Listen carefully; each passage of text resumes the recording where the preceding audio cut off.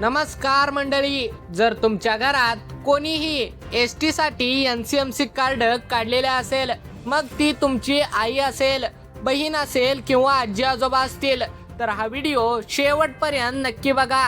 कारण या व्हिडिओच्या शेवटी मी तुम्हाला अशा 3 चुका सांगणार आहे ज्या चुका 90% कार्डधारक नकळत करतात आणि कार्ड मधील पैसे गमावून बसतात आणि त्यामुळेच कार्ड मधले पैसे कसे गायब होऊ शकतात हे सुद्धा सांगणार आहे.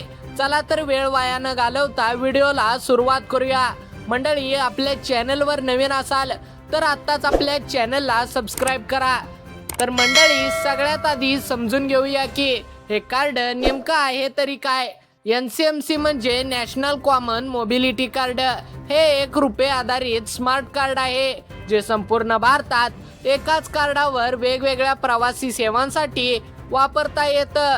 बस, मेट्रो, टोल, पार्किंग आणि काही ठिकाणी छोट्या मोठ्या खरेदी करण्यासाठी सुद्धा.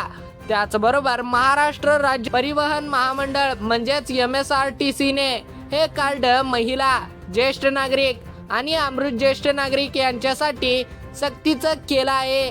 सुरुवातीलाच ही सक्ती 1 ऑगस्ट 2026 पासून लागू होणार होती, पण अनेक पात्र प्रवाशांना अजूनही कार्ड मिळालेलं नसल्यामुळे परिवहन मंत्री प्रताप सरनाईक यांनी ही मुदत आता वाढवून दिलेली आहे व ही मुदत 1 सप्टेंबर 2026 पर्यंत म्हणजेच पुढच्या महिन्यापर्यंत वाढवून देण्यात आली आहे.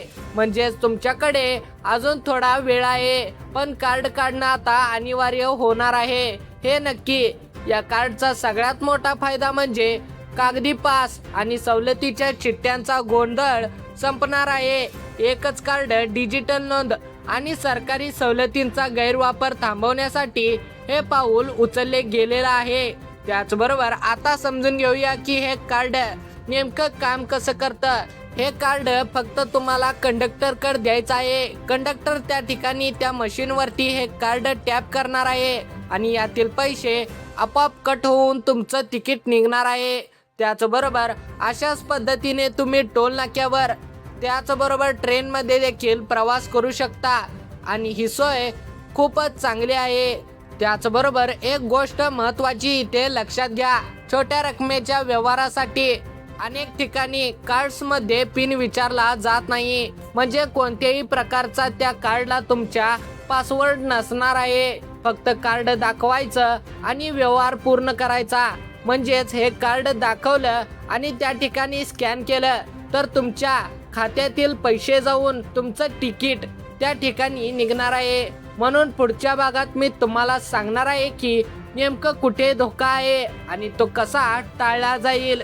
त्याचबरोबर कार्डचा गैरवापर कसा होऊ शकतो. मंडळी, इथे लक्षपूर्वक ऐका, कारण हाच या व्हिडिओचा गाभा आहे. पहिला धोका म्हणजे कार्ड हरवणं आणि विसरणं.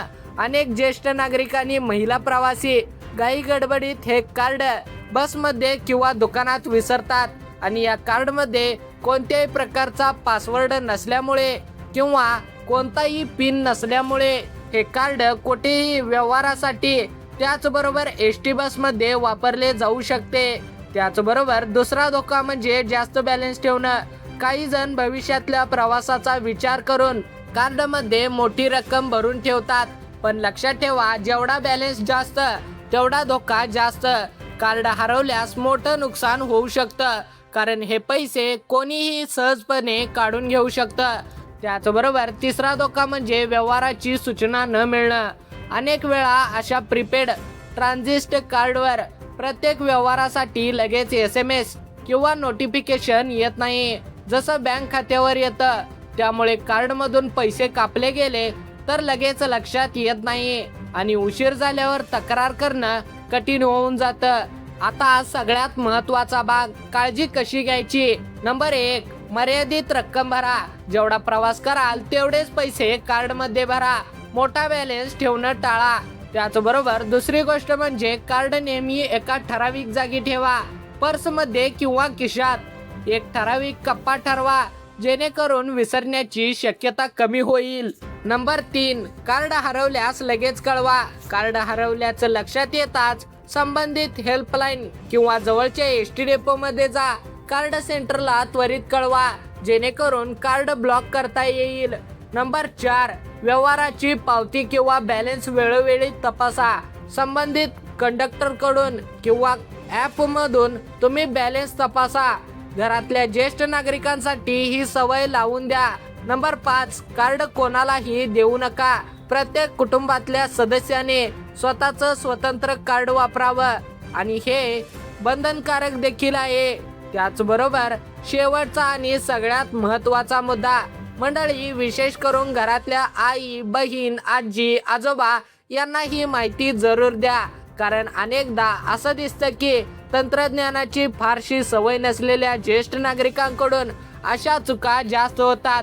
कार्ड विसरणं, जास्त बॅलन्स भरणं किंवा योग्य ती काळजी न घेणं. त्यामुळे हा व्हिडिओ फक्त बघून सोडू नका. घरातल्या ग्रुपवर, व्हॉट्सअप ग्रुपवर, फेसबुक ग्रुपवर नातेवाईकांना, शेजाऱ्यांना आणि पाहुण्यांना नक्की शेअर करा. एक छोटीशी सावधगिरी तुमचं मोठं नुकसान वाचवू शकते. जरी माहिती उपयोगी वाटली असेल तर व्हिडिओला लाईक करा, चॅनलला सबस्क्राईब करा आणि कमेंटमध्ये नक्की सांगा तुम्ही किंवा तुमच्या घरातल्या कोणत्या व्यक्तींनी हे कार्ड काढलेलं आहे. भेटूया पुन्हा एकदा अशाच माहितीपूर्ण व्हिडिओमध्ये. तोपर्यंत जय हिंद, जय महाराष्ट्र.